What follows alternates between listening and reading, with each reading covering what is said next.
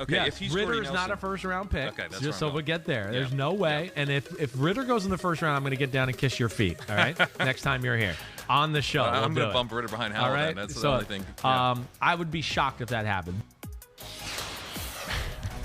All right, welcome to NFL on NBC on YouTube. I'm Pat Kerrane, joined by Chris Sims. What's up, dude? Chris, I'm as relieved as you are that there will be no kissing of feet with your okay, incredible good. call that Good. Ritter would not be a first-round pick. He's a third-round pick.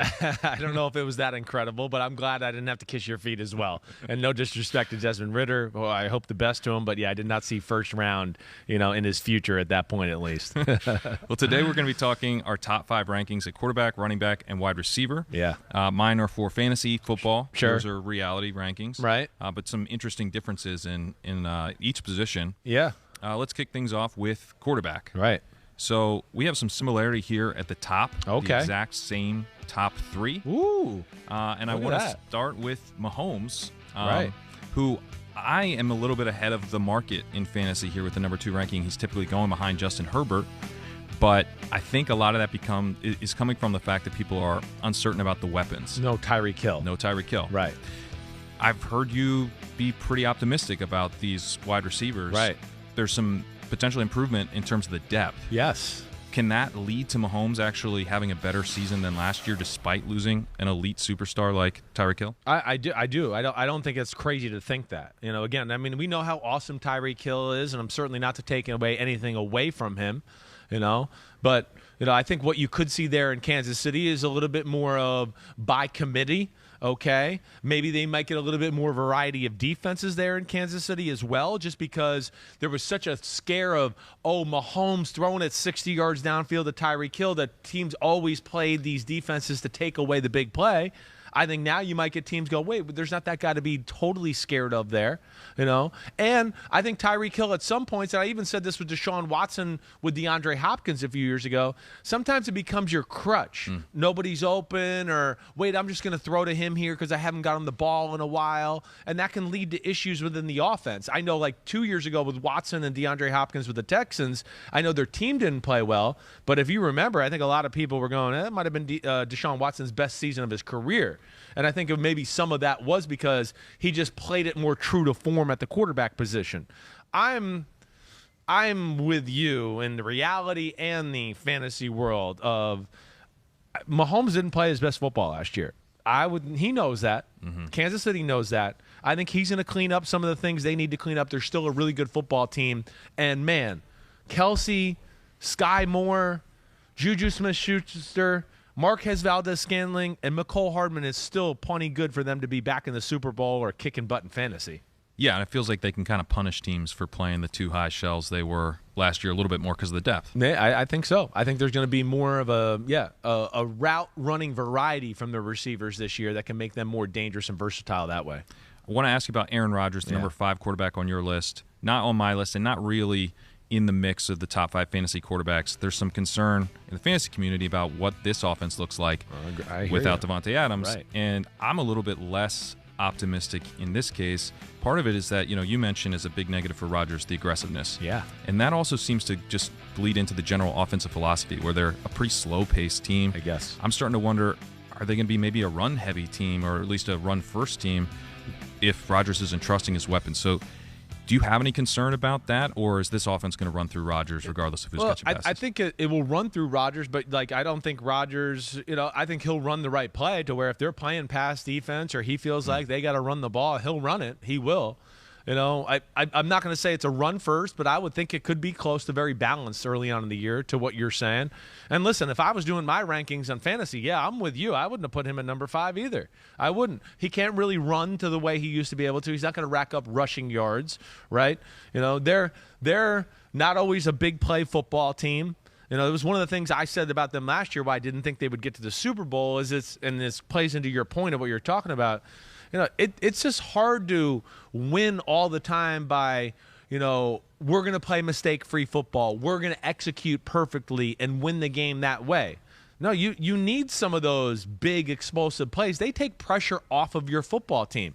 And I think some of the guys you have on your list there on the fantasy side, they're capable of doing that. Their offenses are maybe more capable of doing that. And then you add on the receiver issues and all that. Like you said, it's a big question mark for me. It is a big question mark for me. I would be shocked if Green Bay is as good as they've been the last 2-3 years.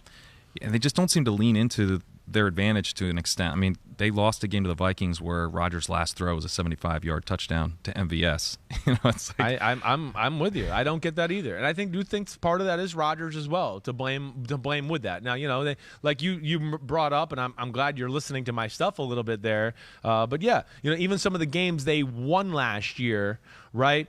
There was moments of, man, why did he take his foot off the gas pedal here? Yeah. If he didn't do this, they're going to blow him out and the game's going to be over. Instead, we're biting our nails in the fourth quarter because they were conservative and they just played, we're not going to mess up. And, yes, that doesn't lead to great fantasy points or necessarily Super Bowl wins when you put it out there that way. All right, let's move to running back. From a pure fantasy perspective, the top guy among many rankings right now is Christian McCaffrey. But I have Jonathan Taylor number 1. You have him as your top running back. And for me, it is a talent-based decision to have him as my top-ranked fantasy back. Yep. Over the last 2 seasons, he has 28 rushing yards over expected per game. Rashad Penny and Nick Chubb, the only other backs over 10. He's led the NFL with 1,114 breakaway yards. He's a complete back. He's a good receiver. He's not like an incredible receiver, but certainly capable. So he's got everything. Yeah. The question really just comes down to how special of a talent do you think he is, because he doesn't have that elite receiving upside, which does go a very long way in fantasy. I know, and I think he does. I think you're right, though. I think he does have that talent. I think it's there. Like you see, I was just watching film of him yesterday and later this past weekend because I had to do my running back rankings. I mean, it's natural to him catching the ball. He is capable of doing it. Unfortunately for some of these top guys, it's the team's way of taking a little wear and tear off them. Let's get them off the field. We'll give somebody else the catch. Let them get hit a little bit so we can give them the ball on first and second to run because that's what we really want them to do. I do think he's the best back in football. I wouldn't be shocked if there's a little bit more of a growth within the passing scheme to maybe utilize him a little bit. I wouldn't be shocked to see that, right? And then I see where you got, McCaffrey too. Right? I mean, I love McCaffrey. His talent is every bit worthy of being there. I couldn't put him I don't think I made him my number 1 pick last year in fantasy. I'm burned by that. I couldn't I had to see him play again. Yeah. I just don't trust that. I really don't. For a smaller guy, and even last year, quick as hell still, great route runner. We know he's a good runner and all that. But I do think I saw a loss of straight ahead speed that just worries me a little bit. And yeah, the durability thing is my biggest concern with McCaffrey. But if you told me he was going to play 16 straight games, then I'd go, oh, well, then he might be one of my top 2 or 3 picks. Yeah, for sure. How big of a deal do you think Baker Mayfield is for McCaffrey? I think it's going to open the field up for him a little bit. I do expect Baker Mayfield to be the starter, for a lot of reasons. Hey, one, they had all spring and last year to see Sam Darnold. The fact they still wanted to make Baker Mayfield trade and make that happen, I think says something. Baker Mayfield's played better. He just plays the position better, and I think he's purely a better pocket passer and throwing quarterback that way, to where I do think there's going to be more fear on defenses going, oh, crap. DJ Moore with Baker Mayfield and Robbie Anderson and Baker Mayfield, oh my gosh, to where they might get some more coverages that are playing to stop that, and that allows McCaffrey better open lanes in the running game and helps him out even in the passing game with the short West Coast passing game out of the backfield. Wanted to ask you about Derrick Henry.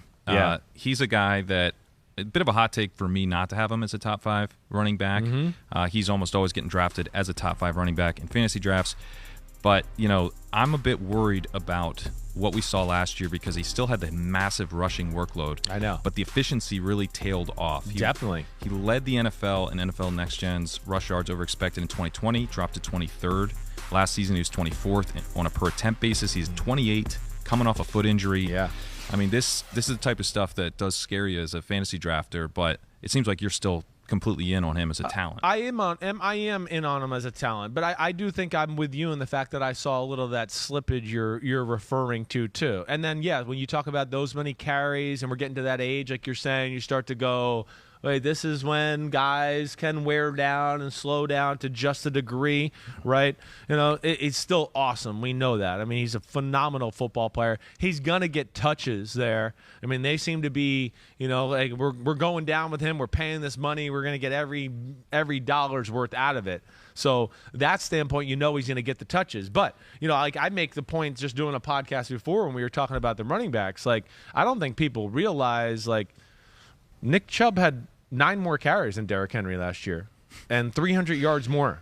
Yeah, right. Yeah. People forget. They see the highlights of Derrick Henry, but they forget about all the runs where you go, he ran the ball 30 times this game, and 27 of them, he really got nothing. He's a build-up runner. He needs a little space to build up speed, right? He's not the guy that can kind of run up to the line of scrimmage and go, oh, wait, there's no hole. Let me stop and restart and break somebody's ankles and then restart again and reaccelerate and do all that. And then you talk about wear and tear and getting up there and the injury. I'm with you. He's still really good, but there is a little bit of a fear factor for me there that way. And I do think Nick Chubb and Jonathan Taylor, for my money, reality in between tackle running backs, they're a notch above him for my money right now. One of the guys that I have on my list that probably wouldn't be on most lists, DeAndre Swift. Yeah. I think most people would have Najee Harris and Derrick Henry ahead of him because of the workload is so much more assured, especially for Najee Harris. But Swift, I love the receiving ability and his big play ability. I got you. The big knock is his running between the tackles. How bad of a weakness is that? It's not horrible. Again, I think he's got the physical talent and ability to do it. Hey, staying healthy. There's not anything like physically I look at the guy to go, oh, man, there's an issue there. I like that you got him 5 there. Him at 5, I think makes a ton of sense in a lot of ways. 1, I mean, yeah, he's talented like you're talking about and could do both. 2, they have a sneaky damn good offensive line up there in Detroit. 3, I mean, who's the OC? Joe Lombardi, right? Right? Am I getting that right? He's the Chargers, I think. Yeah, you're right. He's Chargers. Wait, who's the OC up there in Detroit? I'm blanking on my OC up there. Hold on. I'm going to come to it. It'll get to me in a second. All right? My point was my concern with maybe having him number 5 is a little bit of just the lack of weapons at receiver to get people off him and maybe Jared Goff to a degree. Right. But after that, I mean, he's one of those guys that I think like we all should put a little asterisk next to say, watch out. He could be in that discussion as a top 5 running back after the year. I don't think you're crazy to have him there at all. I believe the OC is another former tight end, but I could be wrong. It's driving me crazy here. Oh, it is. You're right. It's Ben Johnson. Okay. It's Ben Johnson. Okay. Yeah. So I blanked on that name. My bad. He's new. He's new to that job. So we'll see how that goes. All right. Let's move to wide receiver. Yeah. We have Jamar Chase is number 3 on my list, number 1 on your list. I love Jamar Chase completely. I love to see that you have him number 1. Clearly an elite talent. When I look at him, it is tougher for me to see how he gets to like the 30+% target share. Cooper Kupp last year at 32% target share. That's how you have the massive fantasy season. Agreed. Justin Jefferson, very easy to see how he gets there. Yeah. Thielen's pretty solid. KJ Osborne, fine. But it could all just flow through Justin Jefferson. Yes, it can. So much harder with T. Higgins there, who, probably be the top wide receiver on a number of NFL teams. So the way that Chase, I think, gets there is that the Bengals really embrace the pass, and they kind of push things the way the Chiefs, the Bucks, the Bills do. Do you see any chance of that happening with the offensive line improving? I don't know if they'll go to that extent. I guess that's where I could see them opening it up a little bit more, but damn, they got a good running back where I would hope they don't avoid him. And, once you get that going, as you kind of know too, the ability to the play action and then T. Higgins and Chase down the field, can be so dangerous and make so many big plays. I don't disagree with you in the fact that, again, this is where fantasy and reality don't always match up that way. Again, like you said, there's other guys. Boyd's really good too. He's going to take catches away. Mixon can catch the ball out of the backfield and do that. So that's going to hurt his touches and things like that as fantasy is concerned. For me, he is the best receiver in football. And to me, this is where it hurts, fantasy and reality don't match up either. Like compared to Cooper Kupp, Cooper Kupp, we know he's talented and he's really good, but not the type of talent to where teams are like, we can't put any corner on him man-to-man. Teams will still do that. Jamar Chase is getting to a point to where it's like, no, we got to have a safety over the top. You know, he's got great value for the team, but it might not necessarily help with fantasy that way. That might help T. Higgins. Exactly. So that's where, I mean, I don't disagree with you there. I think some of the points you made are spot on. All right, let's talk Davante Adams. Yeah. Your least favorite wide receiver in the league. I know. I feel so bad. It's the worst thing about making rankings. I know Davante Adams is awesome. He is a top 10 receiver. There's no doubt. He's just not my cup of tea. That's not what I would want if I was a quarterback or an offensive coordinator doing that. He's not the guy that, of course, I would pick as the top 5 guy off the list. Yeah. But fantasy-wise, I would be shocked if he doesn't kill it this year, Pat. Well, it does feel a little shaky to have him in the top 5 because he's losing that connection with Aaron Rodgers. And right. obviously, some of that's just his own route running ability, which is special. But, can he develop,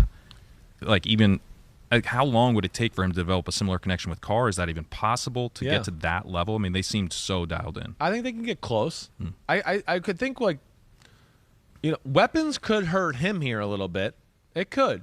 Yep. This is McDaniels. It could go either way. I mean, again, you got Hunter Renfrow, who we know they're going to get the ball to him. Darren Waller, they know they're going to get the ball to him. They got, backs out of the backfield who are pretty damn good, too. So that's where I wonder. But also, Josh, I've been with Josh in Denver when we had Brandon Marshall. He knows how to feed people, too. Where if he goes, well, wait, this is a guy that I've taught, I call the right play. He gets open all the time. I think we're going to see more of that. I think it's going to be a little bit more of we're going to ride this guy and we're going to make the defense change, and then when you change, we'll do other things. But we're going to make you do that. I wouldn't be shocked at that. And, yes, I don't know if they'll get to the level to you're saying that Rodgers and Adams are on, but I think they can get close to it. And where I think they can make it look equal is this. McDaniels' offense, it's better than any offense he's been in. McDaniels is he's one of the best offensive minds in football the last 15 years. I was around nobody who was better at teaching the nuances of route running and how to run certain routes against certain coverages. Hey, it's the same play, but against cover 3, we run it like this. Against cover 2, we run it like this, and all of that. That's where he's a master, And again, that's where I remind people, Tom Brady, people sometimes they go, oh, when he was in New England, he never had great talent, which I first want to go, that's so crazily wrong. That's insane. Randy Moss and Gronk are arguably the best of the position in the history of the sport, along with a lot of other good guys. But also to what the point is, and what I'm trying to get to is, nobody's thrown to more open receivers in the history of football than Tom Brady. And, hey, I know Tom Brady's awesome, and I know people think I'm taking a shot here. No, my point is that, New England, Josh McDaniels specifically, really knows how to get people open. You don't have to be, 4'2", 6'3", and this unbelievable athletic specimen for him to get you the ball 100 times in a season. And that's where I just think between the money they're giving him, the connection between Carr, yep. They're going to try to justify that, get off to a good start in the McDaniels era. I think he's going to have a big year. Awesome. Sorry for the long answer. All right, let's talk Tyreek Hill because he's moving to an offense that's probably going to be run first, if not run heavy. Yeah. Coming from the Chiefs, a ton of pass volume there. Mm-hmm. And so really the way he pays off where he's going in drafts is he's got to dominate targets most likely or just be insanely efficient. How big of a talent gap do you see between Tyreek Hill and Jalen Waddle, who looks like a potential emerging star in his own right? Yeah, I mean, I think he's very similar. I mean, they're a similar guy. I mean, they're both dangerous. They both got, 3 rockets up their ass and can fly. I mean, they can fly. And I would even say Jalen Waddle probably a little bit better of a route runner. But I would think, yes, those two are going to be the main focus here. It's going to be, Shanahan/McDaniel type run game system and doing all that type of stuff, and then finding creative ways to get Waddle and Tyreek Hill the ball, off of play action, bootlegs, or some other creative way. I don't think it's going to be bombs away like we saw with Mahomes and Tyreek Hill as much throughout that era, but I still think with an offensive mind like this, Tua is a wheeler and dealer. He's pretty athletic. They've improved that offensive line that, man, I just like Davante Adams. They want to justify the trade and the money and all that. They're going to go out of their way to make sure he gets the ball. And any play where they go, oh, this is a great play and we can just get this guy open here, they're going to put Tyreek Hill in that spot. And then for those reasons I'm talking about, let alone he's really awesome. All right, that'll do it. That's Thanks so it? much, Chris. That's it. Yeah. All right, I'm not kissing your feet no matter what next time. I didn't have to make any bold predictions. I'm as happy as you are. Good. Yes. Thanks, everyone, for watching us on the new NFL on NBC YouTube channel. Hit subscribe for the latest NFL news, fantasy updates from Roto-World, and betting analysis from NBC Sports Edge. Hi, I'm Mike Tirico, and thanks for watching. Make sure to hit subscribe for the latest news and highlights from NBC Sports.